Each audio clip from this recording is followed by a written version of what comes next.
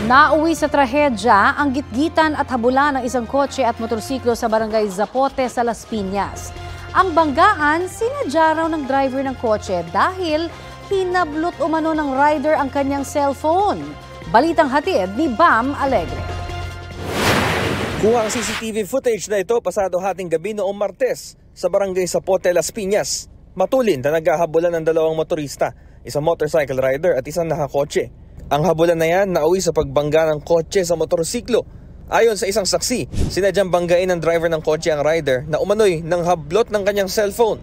Naglalakad po ako papunta po dito na bigla pong hinablotan po ng cellphone po yung nakakotse ng nakamotor po.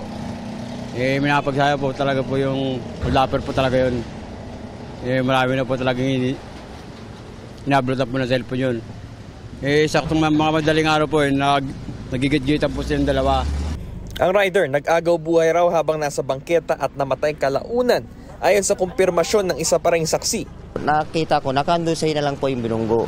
Sabi po nung may-ari nung nakabunggo, nung kotse, hinablotan daw po siya ng cellphone, kaya po niya hinabol at binunggo para makuha yung cellphone. Nung nabunggo po niya is doon po niya nakita at nakuha yung cellphone. Nasa kanya din po pala yung cellphone na pinakita din po niya sa mga taong nandito noon na cellphone po niya talaga yung kinuha nung binunggo niya. Ang driver ng kotse sumuko sa mga otoridad matapos ang pangyayari at nasa kustodiyan na ng mga pulis.